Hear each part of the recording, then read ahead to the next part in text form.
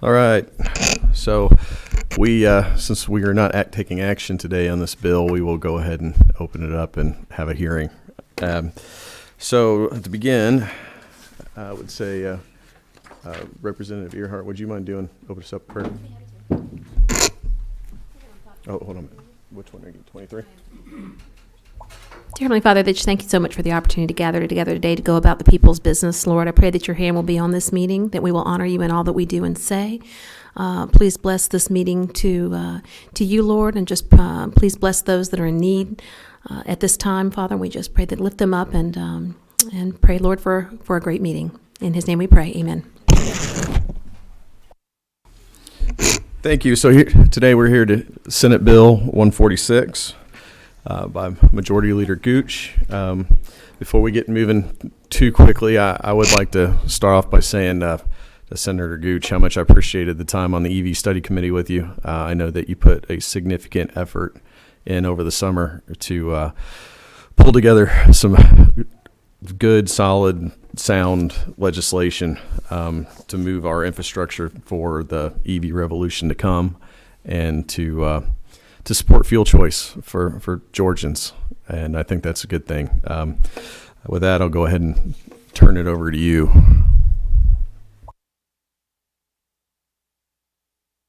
Thank you, Chairman and committee members. I appreciate the opportunity to come talk to you today about a bill that you should be familiar with by now. I think a companion bill already passed this committee, chaired by Chairman Jaspers.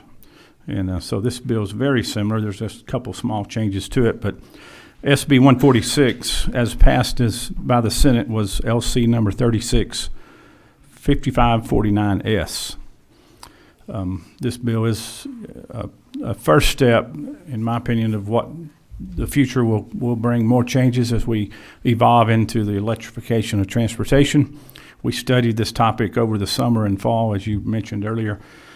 And many of you were in those meetings and you traveled the state, and we heard a lot of details, a lot of data, a lot of statistics, and we heard from many experts, not only in the utility business, but in the automobile industry and transportation industry. And so we're at the forefront of a new movement in America, and I think Georgia is leading the way, along with a couple of other states. We seem to be out in front, as we have been on many other issues dealing with transportation. So what we want to do with this bill is to sort of set up a framework and a structure to get some basic parameters in place that will allow us to begin to implement these changes as the cars are more apparent on the roadway. There's only about less than 1% of the cars being sold today that are electric powered, but we believe that number is going to change rapidly, and so we're ready to move forward with this piece of legislation.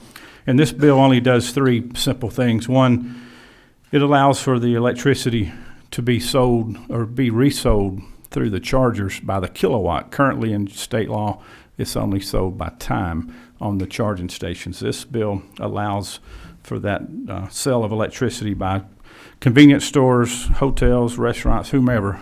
So it'd be a commercial charging station. They would be able to sell the electricity by the kilowatt. It also sets up the accountability and the parameters for ensuring that the charging stations are being calibrated and measuring the energy correctly, just as we do on gasoline pumps and diesel pumps today at a convenience store. This bill will allow the Department of Agriculture to set up those regulations as well. And the third item in the bill deals with the capture of the equivalence of the motor fuel tax that we currently get off of the sale of gas and diesel. Once cars no longer buy motor fuel and begin buying electricity, we have to offset the loss of that revenue to the Department of Transportation. So that's the third portion of the bill. I'm happy to go through it section by section, but Section 1 deals with the Georgia Territorial Act. It basically establishes that we will be selling the electricity by the kilowatt. It also deals with an arrangement made by the PSC last year dealing with community charging programs, where the Georgia Power would be allowed to set up charging stations in unserved areas. And the agreement was that they would spend $9 million over a 3-year period, and they would be allowed to set up 11 charging stations per year in those unserved areas. That would be the only place they would be allowed to do that. If the Georgia Power decided to go outside of that charging program area, then they would have to set up a separate subsidiary, so there would not be as tendency to compete with the other charging stations that are owned by public commercial enterprises. So that's already agreed to in a rate case study last year by the PSC, but it pertains, that language is listed in Part 1, Section 1, starting on lines 25 and going through lines 55. If you go to Section 3 of the bill, Section 2.2 actually, that's where we begin talking about the accountability and the testing by the Agricultural Commissioner. That's on line 67, beginning there, and it goes through that entire section. These are just some of the same kinds of phrases that you'll see in the code section dealing with the gasoline pumps and the diesel pumps that the Commissioner of Agriculture has to set up and test the standards of those pumps. We define the residential charging station for a single-family dwelling and also for multifamily. And so the purpose of that is people who own a home or live in an apartment complex would be able to use home charging stations and not be subject to the taxation, because people who own the electric cars pay an annual fee of approximately $215 a year to operate that car on the roadway. So they would not be subject to the taxes on their residential meters. Portions of the bill on lines 104 through 110 were some changes that we made at the recommendation of all the charging partners that are in the room, and that deals with the standards that we would adopt, and that would be the national standards. So you'll see that language. It deals with National Institute for Standards and Technology. In the original bill, we did not identify NIST standards, but we made that change in committee in the Senate, and we added that, and it passed the Senate. So we'd like to ask you to keep that in the bill. On lines 119 and 120, you'll see a language dealing with digital networks. This was also an amendment that we added in committee. We call it the Tesla language. It allows for smartphones to be able to track the usage of the kilowatts. Some of the Tesla charging stations do not have meters on them, so the app would be utilized for that provision. So we put that in the bill as well. The rest of that section is just basic language dealing with the inspections and the permittings of the charging stations throughout the state. Again, that would be monitored by the Department of Agriculture and his commissioner and his appointees. The charging stations would be sealed. If anyone violated the seal and broke into the charging station, they would be charged with a misdemeanor, and they would be brought to court and fined accordingly. Part 3 of the bill, which is on page 11, starting on lines 248, deals with the tax language. It's just cleanup language, adding electricity where you would normally see motor fuel, diesel fuel, gasoline, and that type of energy. We had to go through various portions of the code section and add electricity as motor fuel. So we defined motor fuel as electricity as well as gasoline. On lines 309, we have a line there dealing with the Consumer Price Index. It says it shall no longer be used after July 1st, 2025. I believe you struck that line in your bill. We did not do that in ours, but I'm happy to entertain that if you want to make that amendment today in your committee. We'll be happy to talk about that more in detail if you'd like.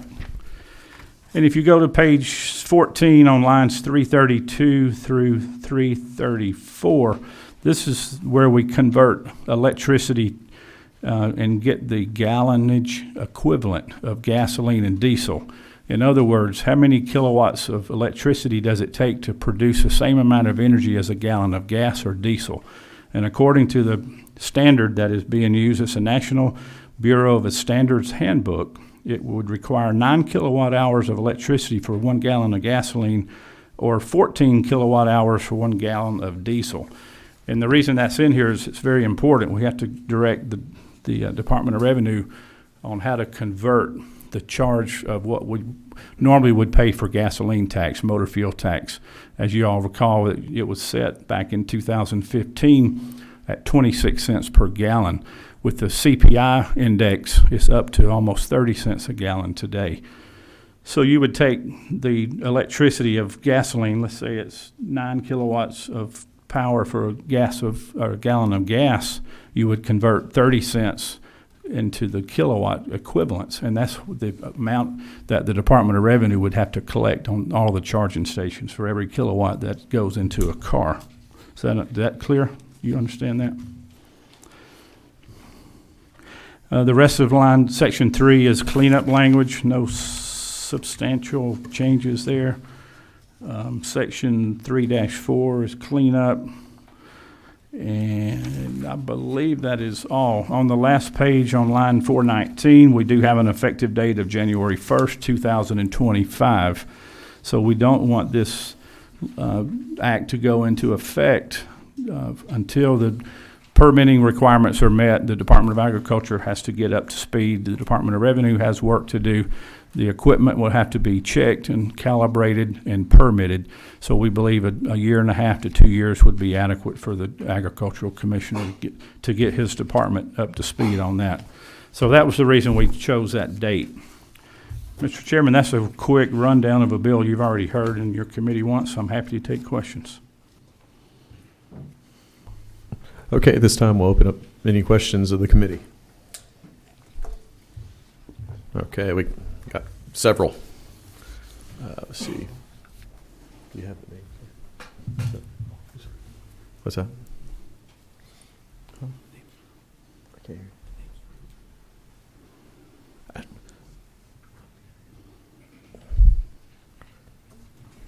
Thank you. Okay, let's see. All right, we'll start off mic 1. Holcomb. Representative Holcomb, please. Thank you, Mr. Chairman. Thank you, Leader Gooch, for your hard work. Right now, there are companies, and forgive me if I missed this on the House version that came through, that provide charging for free. Yes. So would that be able to continue, and then whatever store, vendor, they would just pay the taxes, those would be run through them? Like, how would that work? Because there is an existing infrastructure in place right now. So whoever owns the charging station would be responsible for collecting and submitting the taxes to the department. There would be there'd be no free lunch. The people who own a charging station at home would not be subject to the tax or a multifamily dwelling, but anyone that charges at a public charging station would be.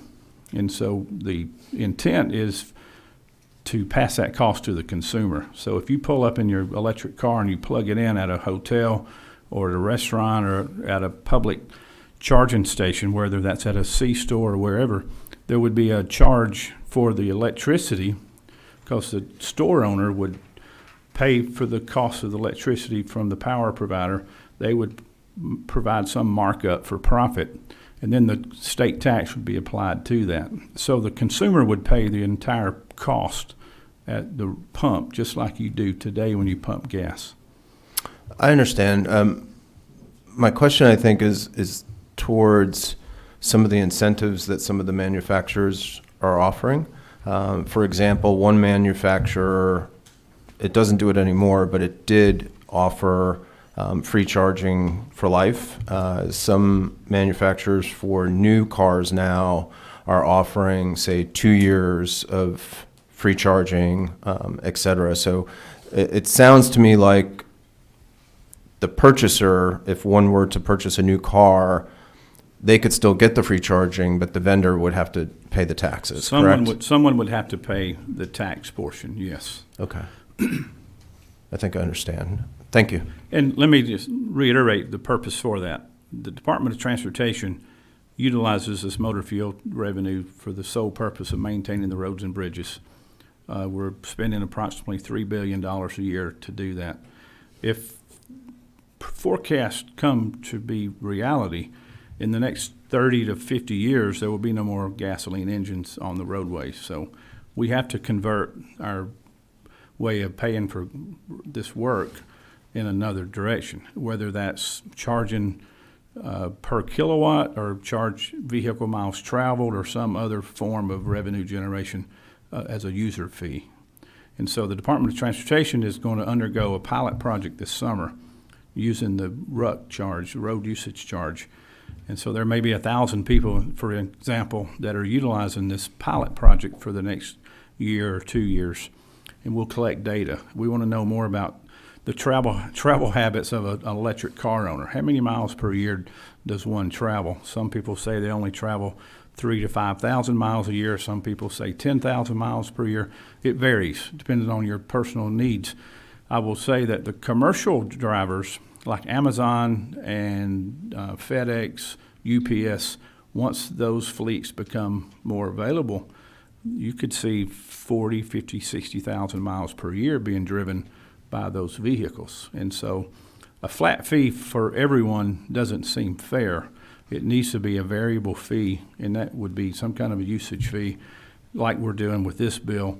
Or eventually we may get to a road usage charge where everyone pays based on the number of miles traveled. But until we get that technology more readily available, this seems to be the approach that every other state is going to take in the short term. Thank you, Representative Blackman. Thank you, Mr. Chairman. Mr. Leader, you put an awful lot of work and thought into this, obviously. As I understand that the tax side of things, that you come up with an equivalent that matches a gallon of gas. Correct. In short. And the language says shall not be more than. Does somebody set an actual amount, or you just assume that probably goes to the maximum there? That'll be determined by the Department of Revenue. DOR does Yes, that? that's Okay. that is their job. Thank you, Mr. Leader. And I believe that's already in code. Thank you. Okay. Representative Park. Thank you, Mr. Chairman. Thank you, Leader Gooch, Yes. for the bill. I know the House companion of this bill passed unanimously, and just reviewing it, there seemed to be at least two significant changes in the Senate bill that I wanted to go over with. But before that, procedurally, where do we go from here? Will this end up in conference committee, and will the differences be negotiated between you and Chairman Jaspers?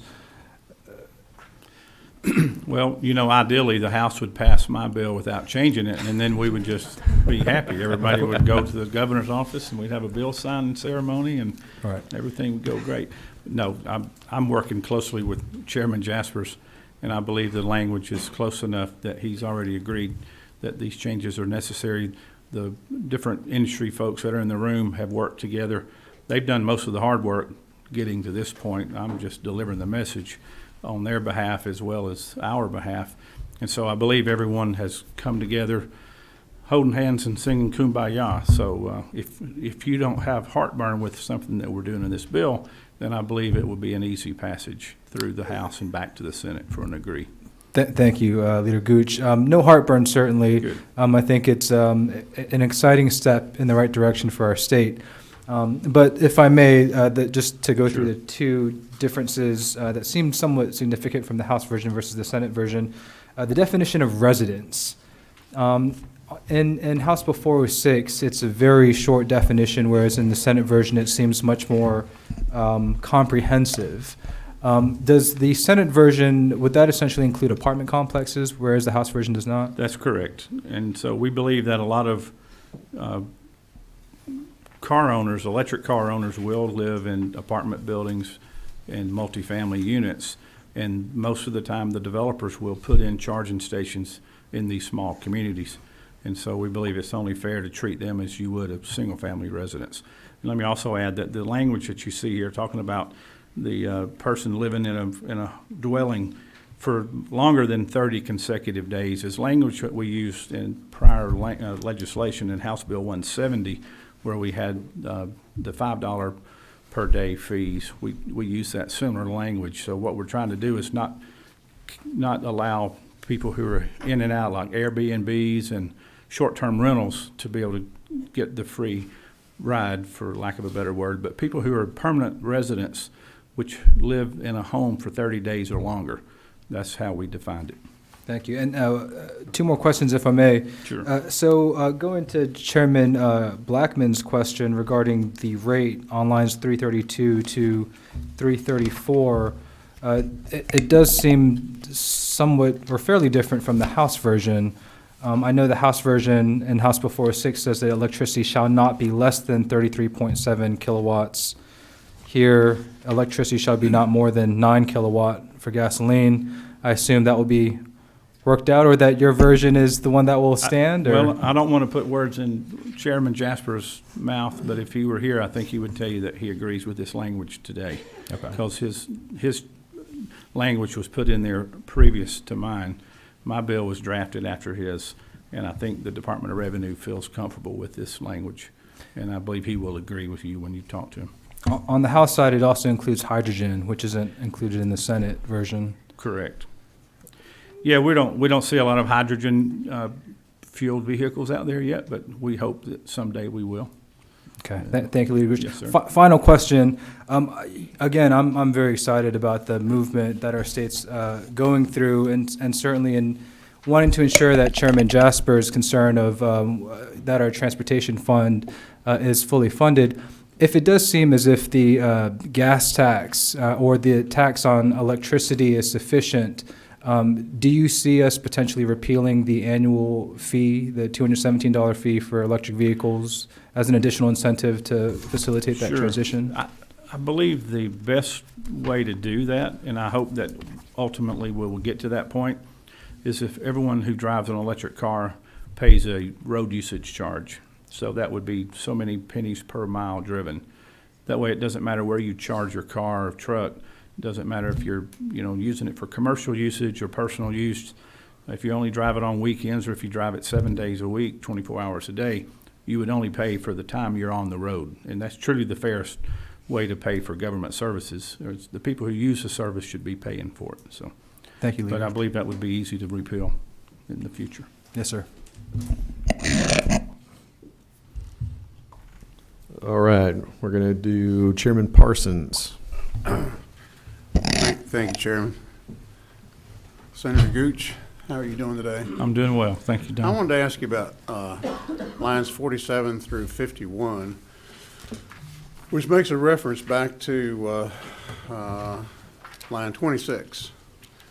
And it would appear that there's going to be some, it has a requirement in here for the electricity sold for charging by Georgia Power to be through a separate legal entity, not subject to the authority and regulation of the commission, but there are exceptions to it. What are those exceptions, and why would there be those exceptions? So this goes back to the earlier comment I made about the rate case. When the PSC approved the community charging program, the Georgia Power and the PSC agreed they would spend, I believe it's $9 million for a 3-year period, and that would allow Georgia Power to implement 11 charging stations per year in unserved areas. And the way they defined unserved areas in their agreement was they would be only eligible in Tier 1 and Tier 2 counties. So if you're familiar with the Department of Community Affairs tier system, they have 4 tiers. You have Tier 1, 2, 3, and 4 counties based on wealth. And so if you look at an example, Forsyth County is a Tier 4 county. Nowhere in Forsyth County would Georgia Power be allowed to put a charging station under that provision in that agreement by the PSC. If they chose to put charging stations in Forsyth County, they would have to do it through a separate entity. The closest thing I can compare that to is if you recall when we did the broadband language for SB 2, we allowed the EMCs to get in the broadband business, but they would have to prevent cross-subsidization. So this is similar to the cross-subsidization language to where the EMCs were not subsidizing their broadband business. This would be similar language if Georgia Power were to sell electricity in a charger in Forsyth County, in a Tier 4 county. They would have to do it as a separate entity, and there would not be any commingling of funds. Does that make sense? It does to a certain extent. I appreciate that. I guess I'm still trying to figure out, not this, well, I do have one more question after that. Let me add one more thing, if you don't mind. This is not language that was asked to be put in by Georgia Power.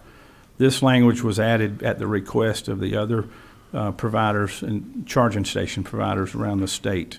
And there was a coalition of those individuals, and they're all represented in the room. And if we have time for public comment, one or two of those individuals may want to come up and make comment about that if you feel compelled to ask for that. So Yeah, that was not a Georgia Power amendment. Well, I would imagine it was not necessarily something these other people asked for, but something they were able to negotiate for. They negotiated, all the parties agreed to this language as it's written. I'm just still trying to figure out why Mrs. Towery, who's 94 years old and lives up the street from me, has to pay for a charging station that goes in someplace in the state that she'll never drive an electric vehicle. In fact, she probably will never drive another gasoline-powered vehicle in her life, but she's paying for a power station, for a charging station that doesn't have to be under the separate subsidiary. I was having a hard time understanding why she has to do that. I believe the number of 11 chargers per year is a very small number. And it'll only be in Tier 1 and Tier 2 counties, which are your poorest counties in Georgia, which I guess you could say the same thing about paying school tax if you don't have kids in school. You know what I'm saying? People get upset about that as well. But I hear what you're saying, Chairman. But this was an agreement that the parties agreed to per the order of the PSC. And so, and all the other charging partners in the room agreed to this language as well. So I didn't agree to it. But I understand, and you may not be completely happy with it, Yeah. but I think it's a deal that was made and that everyone can live with. I certainly didn't. One more question, if I may. The next paragraph, 52 through 55, references subsection C. Now, is this the subparagraph above that, or where is this Yes, sir, subsection C? and it's dealing with their terms and rates and conditions of their charging stations. And so that's the similar language that we had in all the broadband discussions we had back 2 or 3 years ago. Can I ask one more question? Sure. Wouldn't you agree that this is actually different, though, from broadband? These are customers, these are subscribers to electricity.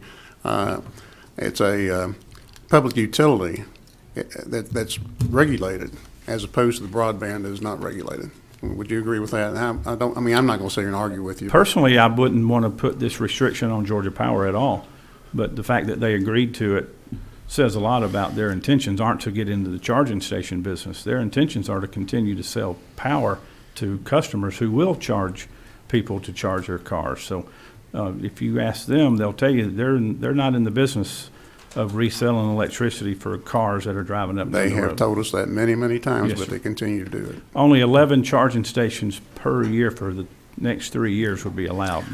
It's a very insignificant number. in my opinion. All right. Thank you, I appreciate it. All right, last question, number 18, Representative Tran. Thank you, Mr. Chairman. Thank you, Leader. This is a great short term, but there's still some things that are unclear. So I've got a few questions in regards to this. The first is there are parking garages and convenience stores where they just say pay $5, bring your own charger, plug it in, you leave when you leave. There's no metering Right. involved. How would this bill affect them at all, or would it be business as usual for them? It will affect them, and here's how. In the future, beginning in 2025, they will need to get a permit from the Department of Agriculture, just like a person who owns a gas station has to get a permit for the gas pumps. And the Department of Ag will send an inspector out, and they'll check to make sure the equipment is installed properly. They'll check and verify that the electricity is being charged properly. So, in other words, a gas pump measures a gallon of gas.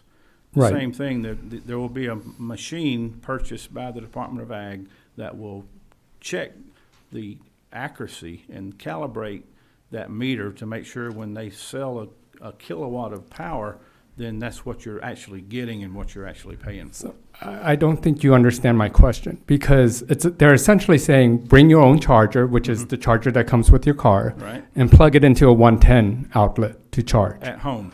No, at the convenience store or at the parking garage. There So may you're be- providing your own charger. They're not providing a charger. They're just providing a 110 outlet. I'm not aware of a 110 outlet charging these electric cars. The chargers that come with the cars are 110. That's why they're, right, you don't have to buy a charging This- station this for your bill- home. This bill probably will not affect that at all, because there's no way to ever know who's plugging a 20 amp plug into a home and running it out to their car in the driveway. We'll never be able to do that. Furthermore, it's not going to address residential chargers. You'll continue to be able to put any level of charger you want in your home or your garage without the permit, without the tax, and without all the regulations that come with it. These regulations will only apply to non-residential customers. Right. So airports, especially the airport parking garage and the parking lots. Yes. They literally just have 110 outlets, and they say, if you bring your charger, we're going to charge you $5. You plug in. When you come back, you unplug it, you're on your way. But I'm going to move on to my If you go down to Buc-ee's, you'll see a super fast charger that'll charge your car in 20 minutes, and it takes a 50 or 60 amp service to charge that car versus your 110 Right. example that would take 12 hours. Yeah. And Representative Tran, just so you know, all of the people that currently live in the state that have electric car have a tag fee that they pay associated with that goes directly. right. So those people that you're talking about, if they're pulling off to the gas station and plugging in, but they're a Georgia resident and they're plugging here in Georgia, they've already paid their taxes. So maybe that'll answer your question. But I'll allow one for one more, and then after that, we're going to get on with public comment. Okay, the second one would be solar charging stands. Did you say solar? Yeah, again, not metered. The electricity is provided by the solar panels. Would you guys be certifying that as well? You know, we haven't addressed the solar element in that. We haven't seen that yet. At least I haven't. But the way I look at it is, if you drive on a public road, you have to pay the equivalence of a motor fuel tax.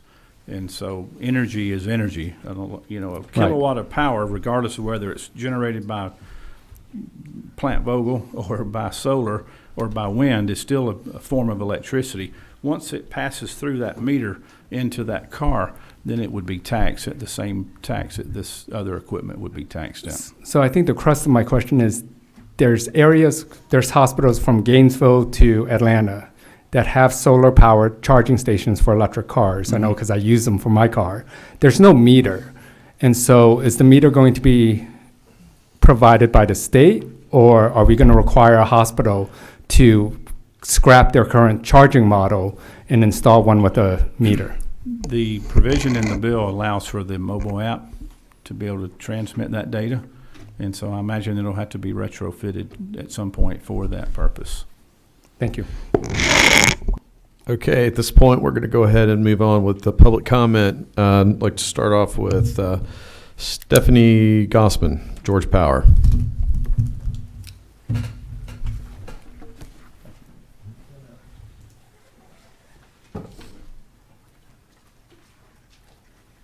Good afternoon. My name is Stephanie Gossman. I'm the Electric Transportation Manager for Georgia Power Company.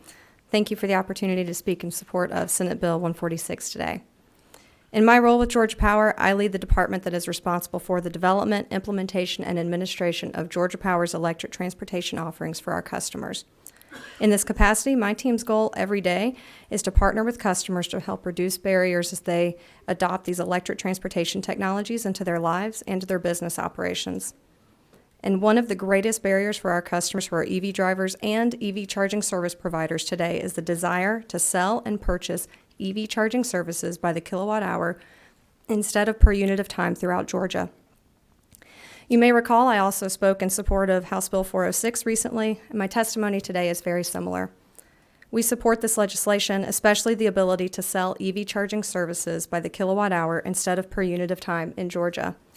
We have collaborated closely with multiple stakeholders, including many of you, for the past 2 years on this issue.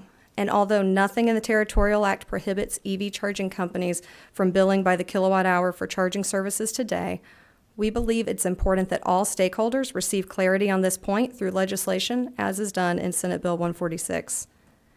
Billing for EV charging services by the kilowatt hour is important to the growing number of EV drivers in Georgia because the size of the battery is measured in kilowatt hours, similar to how the size of an internal combustion engine, or ICE, vehicle's gas tank is measured in gallons.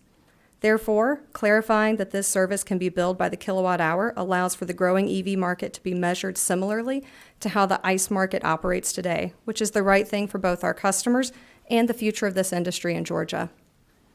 As an EV charging service provider of last resort, Georgia Power serves less than 3% of the public EV charging market in Georgia.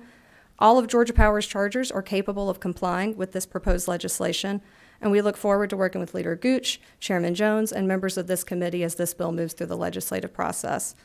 As this committee is well aware, Georgia's future is strongly connected to the success of the EV industry, and I appreciate your time and attention to the topic. I'm happy to take any questions. Okay, we'll open for questions. Nope. Okay. Stephanie, I think we're good. Thank you. Next would be Ben Kessler with ChargePoint.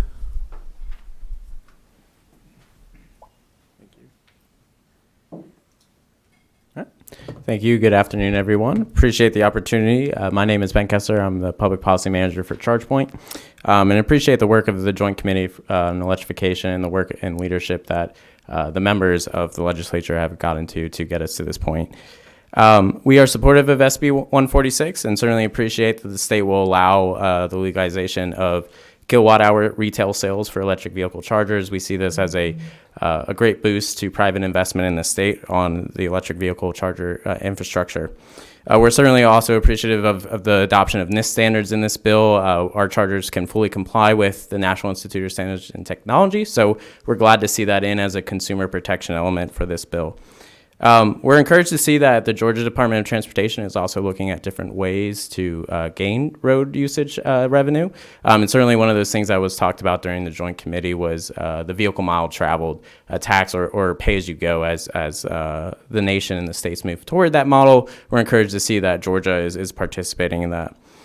We are concerned with just one part of this bill that the effective tax date is 2025. We would certainly encourage an expansion of time to 2028 to give agriculture just the ability to staff up, have the equipment to inspect and verify these stations to ensure that Georgians and other citizens of the United States who are being taxed this taxation are being charged on an adequate kilowatt hour being received from the station. So those are only things that we have with the bill. Otherwise, we are certainly supportive of where this bill goes and open to any questions from the committee. So appreciate it. Thank you. You have a question, Representative Gullett. Hey, thank you.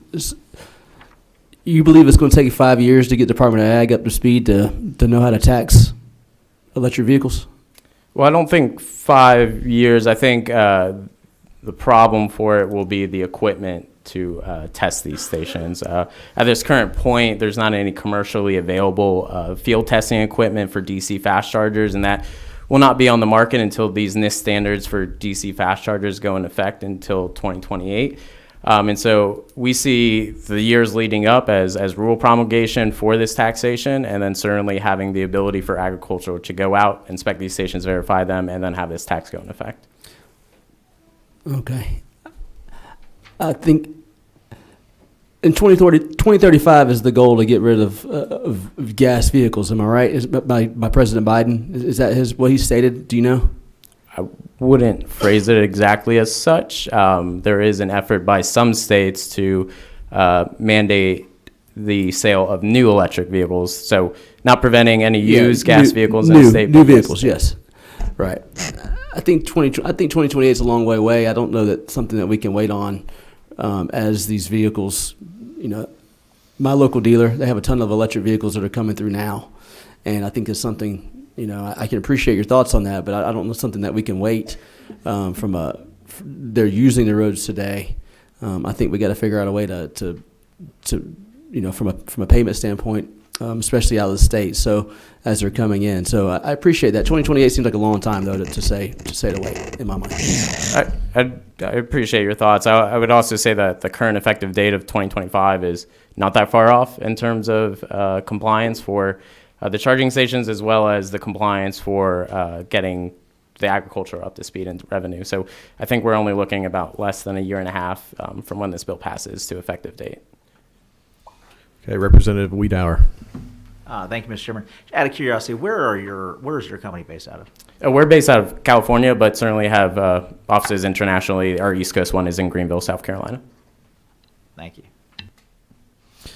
Okay, you have no more questions. We're going to move on to Thank you. the Tesla Representative Louis Massey. Thank you, Chairman Thomas and Chairman Jones, members of the committee. My name is Louis Massey, and our firm represents Tesla. I want to first thank Senator Gooch and Ben Girard, as Chief of Staff, for all the time that they've spent with us, and also Catherine Russell and the fine staff of the Department of Agriculture. We appreciate a couple of the provisions that Senator Gooch mentioned. One, of course, the kilowatt hour change. Tesla is very much in favor of that, and that would bring Georgia into line with a lot of other states across the country. We also believe the multifamily provision is important, because if we're going to allow homeowners to charge at home without the taxes and regulations, certainly you have to include apartment. We believe you have to include apartment dwellers in that as well. We also appreciate the inclusion of the NIST standards in the bill.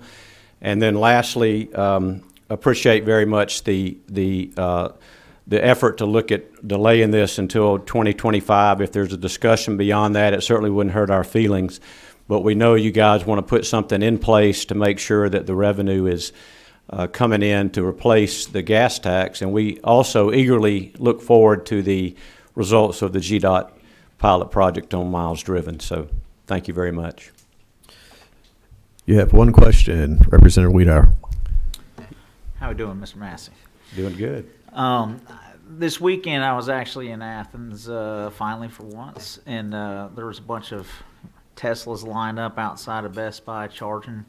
Out of curiosity, do you know how many Teslas you guys currently have in Georgia, roughly? I do. We just crossed the 32,000 vehicle mark in Georgia, so just over 32,000 Teslas now in the state of Georgia. One more. How many charging stations do you have you guys supplied? Tesla has almost 900 charging stations, and that's half fast charging and half what they call destination chargers, which charge a good bit slower. And that's at about 190 locations all over Georgia, not just Metro, but all over the state. Mr. Chairman, if I might, one more. Yeah. Do you select locations based on, you know, the number of cars in a certain area? Are you trying to spread them throughout the state? I mean, obviously we're talking about different tiers and where some of these charging stations will be encouraged to go. How do you guys select those locations? I don't know the exact formula for that, Representative Wiedauer, but I do think that they look at registrations and they try to put charging stations in the area where new cars are being registered. If any of you travel on I-16, I'm sure some of you do down to the coast, there's a big bank of 14 supercharging stations in Metter just off the highway there. And every time I go there and back, that it's always almost full every time. So you can see that EVs are taking off, as Senator Gooch referred to earlier, all over the state, and we think that'll continue over the next several years. I have heard everything's better and better. So That's right. Correct. Thank you. So actually, I have one quick question. There's some significant difference between the House bill version and the Senate bill, specifically about displays and I guess remote display. Do you have a preference on that language? Are you indifferent between the two bills? Can you kind of elaborate on that for me real fast? Well, that could be a loaded question since that was your amendment, I think, that put in the remote display. I would say, though, that the Senate language, we think, gives us a little bit better language as it relates to the digital display network. And I think that's important because it was mentioned earlier, the Tesla fast chargers do not have displays on them. But all the information that is required in both SB 146 and HB 406 is displayed both on the app and in the display in the car. So either would be appreciated, but I think we would slightly prefer the more detailed language. It's fine. Thank you. All right. Number 26, Representative Parsons, or Chairman Parsons. Thank you, Chairman. I wanted to ask you, apparently from the presentation, Georgia Power has identified what they consider to be unserved areas in the state is where they want to put their own charging stations where they get cost recovery for. So I would suppose that Tesla must get requests from around the state, from places, from communities, from local governments, communities, whoever, asking for Tesla to put charging stations in those areas also. Is that true? I think they do, yes, sir. Okay, thank you. Thank you very much. Oh, well, you actually have two more questions, if you don't mind. I was going to yield the well, but All right, let's see. Representative Holcomb. Thank you, Mr. Chairman. Mr. Massey, in terms of the line of questioning that I was asking before, recognizing that some manufacturers offer incentives for free charging for a period of time, if this were to go into effect, which it will, the question is just when. Do you have any thoughts on that in terms of your own planning for when that should come into place? Because it will be a shift of responsibility from no charge to a charge to Tesla if it was your client, of instead of now they're able to offer on their supercharger network free access. If they had to charge taxes, that would change their bottom line, I would think, right? I would think so, and I'm a little unclear how that would work. I know I heard your question earlier to Leader Gooch. I'm not sure how the free charging would work. Tesla no longer sells cars that come with free charging for life as they did a few years ago, but there are obviously going to be some out there that have that provision and have that capability to charge for free. So I need to probably get a little bit more information in terms of how that would work, in terms of how the tax would then be collected and remitted. Okay, thank you.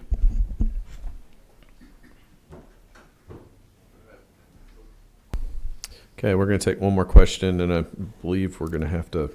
How long do we have the room for? 1 hour? Is there another committee? There's nothing after this. Okay. All right. Well, in that case, you got two more. Oh, great. All right. Number 18, Representative Tran. Mr. Chairman, Mr. Massey, question about the destination chargers. Are they metered, and is Tesla still installing destination chargers? And then just kind of a side question, is Tesla still planning on doing automatic battery replacement stations? I don't know about the second question. I think most of their destination chargers are metered, but in Georgia, at least recently, the most progress that they've made have been on the superchargers. Just opened another bank of superchargers in Peachtree City last week. And also opened 4 new service areas, by the way, service facilities in the metro Atlanta area. So most of what they're doing in Georgia is superchargers and not destination. Thank you, sir. All right. The final question is from the chair committee, so you're not getting out of this one. My favorite Florida Chairman Gator. Jones. You can have whatever you want now. Hey. Oh, that's true. It's a short list, by the way. It is a very short list. We understand that. No, in all seriousness, what is Tesla's position, and maybe it doesn't have a public position yet, on when it'll hit, I'll say, 500 miles with its battery? They're working toward it. You're talking about a time frame? Yeah. Have they made a public proclamation that they expect 500 miles, and I'm making this up, by 2025? I don't think that they have an exact date. I know they're working toward that. Sure. Most of the S's now with the 100 battery can get close to 400, so my guess is it would be in the next couple of years. Okay. Thank you. Thank you. Thank you. Okay. Well, actually, got one more for you. You're a very popular guy today. We'll do Representative Cox. Thanks for taking this question. Currently, where are these chargers being manufactured by Tesla? You know, that's a great question. I don't know. You know, they've moved the headquarters from California to Texas. That was a pretty high-profile move. And I had the chance this summer to tour the big facility they have there, which is 10 million square feet. And so my guess is they're manufacturing them there, but I don't know for absolute sure. Okay, and a follow-up question. So one of the thoughts that I have relates to cybersecurity with EV, and I know that there's a lot of studies and thought on protecting these EV, anything as it relates to chips, but just making sure that we're protected in this bill, that could be handled as well. So I don't know if Leader Gooch, if you want to answer that? Leader Gooch, if that's something you want to look at as well, just to make sure that we're protecting the people that are driving the vehicles and getting charged. Cybersecurity, making sure that in the chargers as well as the chips and the batteries and everything going on with an EV, making sure that we're protecting the people that own these vehicles. I know that UNG went to speak in Tel Aviv at a cyber expo where their subject matter was EV and cybersecurity, and just want to make sure that we are protecting that interest at hand.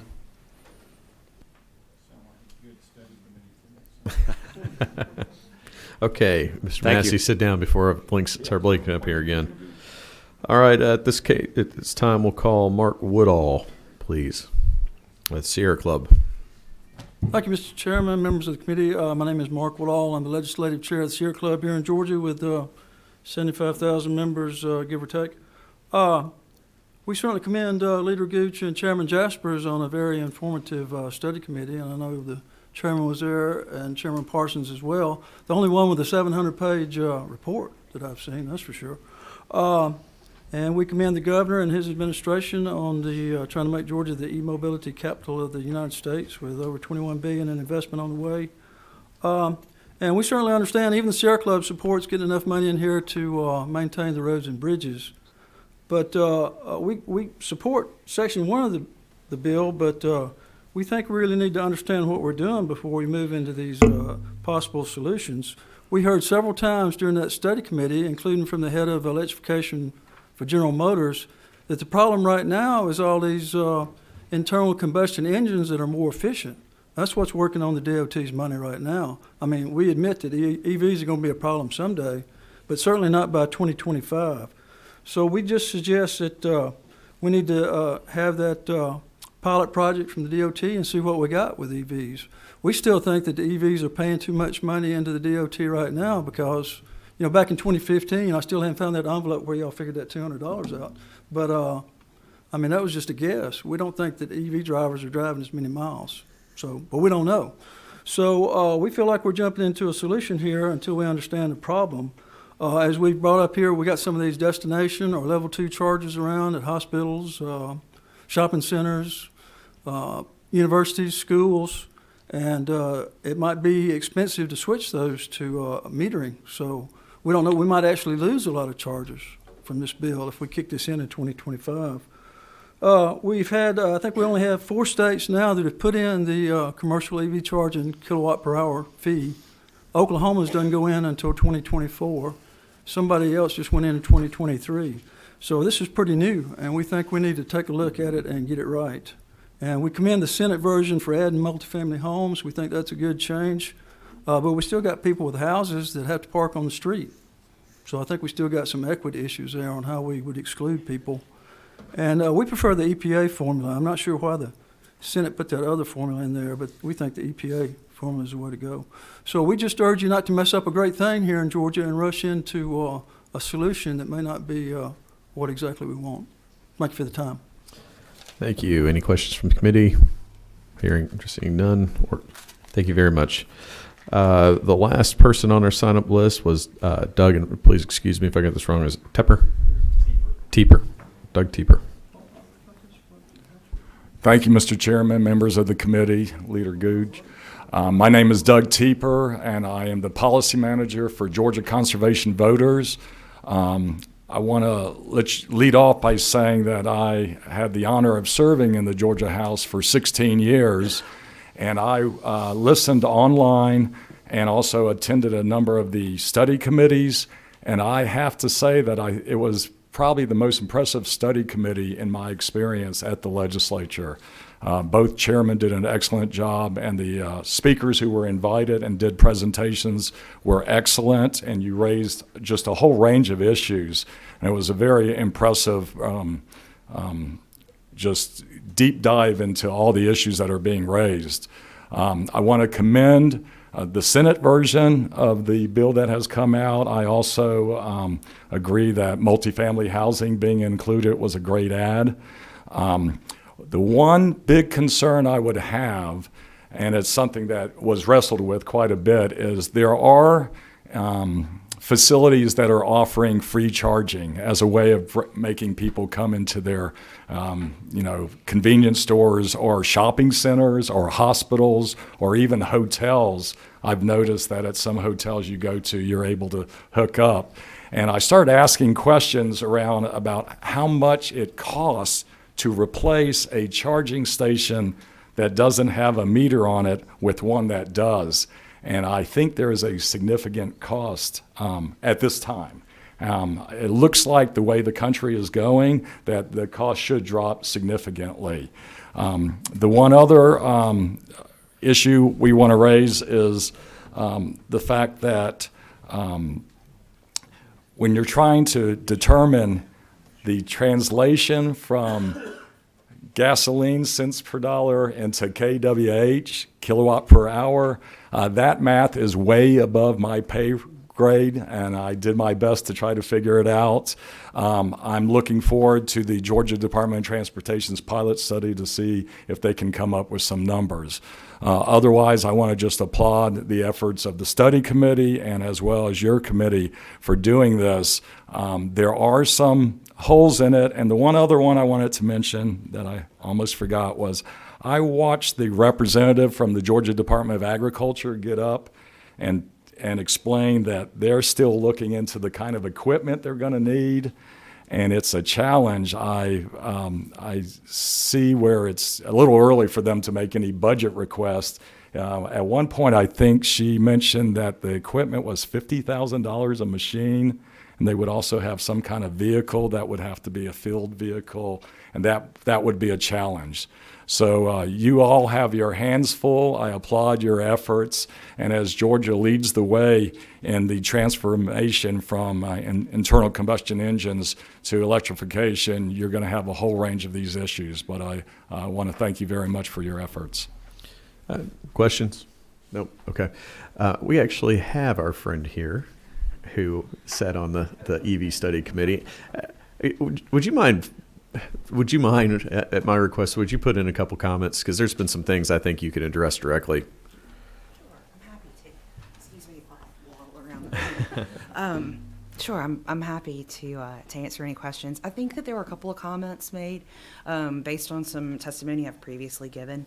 The department is excited about this program, and we're ready to move forward. There are a couple of logistical issues I think I've mentioned before to some of the attendees here. The metering devices, or the testing devices rather, are not commercially available to scale right now.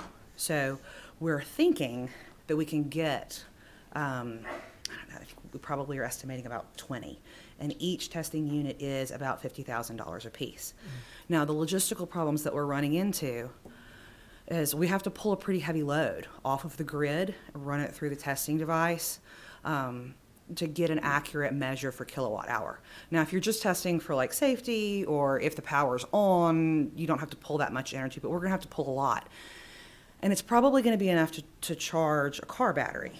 So then we have a battery that's full and we have nowhere to put the energy for the next test, so we got to go drive it around and empty it out, which doesn't seem like the best option. So what we're looking for are some developments in maybe load banking. I understand that there are some things out there, but they aren't commercially available to the scale that we need because it's going to be a lot of electricity. So we're kind of looking around. I don't know if this looks like we just have a giant battery on the back of a trailer behind a truck. We're not quite sure what it looks like yet because no one's done it. But we are certainly we're making estimates about how many inspectors we're going to need. We do know that for safety reasons, we need to have inspectors that do electricity and don't do gas, so that we're not bringing gasoline to every charging port. I'm sorry, I'm just talking.